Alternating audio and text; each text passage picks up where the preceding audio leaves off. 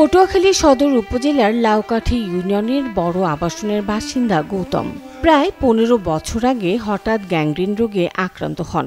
শরীর থেকে কেটে ফেলতে হয় হাত পায়ের ১১টি আঙুল। আমার এই শরীরে ১১টা আবাসন, 2 সাইডে 2টা, 2 রানে 2টা, আমার হাতে পায়ে 12টা আঙুল নাই। আমি অনেক কষ্ট করে ভিক্ষা করি, আমি দায় থেকেই খরচ ভিক্ষা করি, এতে আমার সংসার চলে না। আমার ঘরে আমার মা বৃদ্ধ, আমার ছেলেটা প্রতিবন্ধী, একটা বেশি বড় হয়ে গেছে, আমি তার চালাইতে পারতেছি না।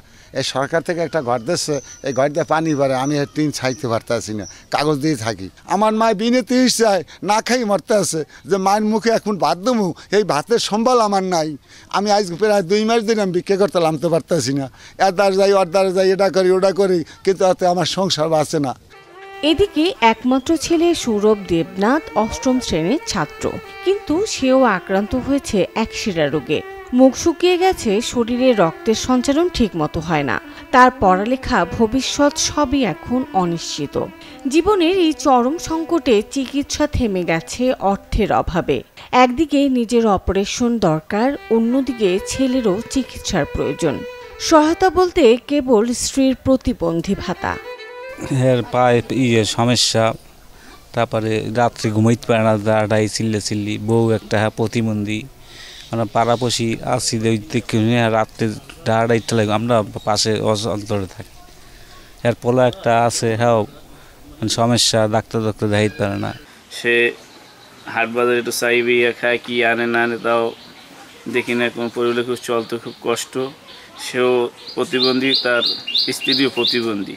বিক্রি ছাড়া ওনার কোনো উপায় নাই, কোনো কাজ কাম উনি করতে পারে না, পাও 2টে নাই, হাত 2টে নাই, কি করবে কোন? ওই যে যা দেয় ওই খায়। অসহায় পরিবারটির পাশে দাঁড়িয়ে সার্বিক বিষয়ে সহযোগিতার আশ্বাস দিয়েছেন উপজেলার নির্বাহী অফিসার। খোঁজখবর নিয়ে আমরা সত্যতা পেলে আমরা আমাদের উপজেলা পরিষদের পক্ষ থেকে যতটুকু তাকে আর্থিক সহায়তা দেওয়ার সুবিধা দেওয়ার সুযোগ থাকবে আমরা সেটা দিব। এছাড়া তার যদি অন্যান্য জায়গা থেকেও তাকে সুযোগ দেওয়ার সুযোগ থাকে, যেমন সরকারি হসপিটালেও আমাদের সমাজসেবার বিভিন্ন কার্যক্রম রয়েছে, সেই কার্যক্রমের আওতায় যদি তাকে কোনো সহায়তা করার সুযোগ থাকে আমরা অবশ্যই সেটি করার সর্বোচ্চ চেষ্টা করব।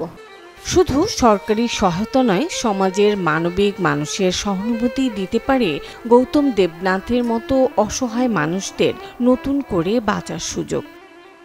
Desk report, channel 24।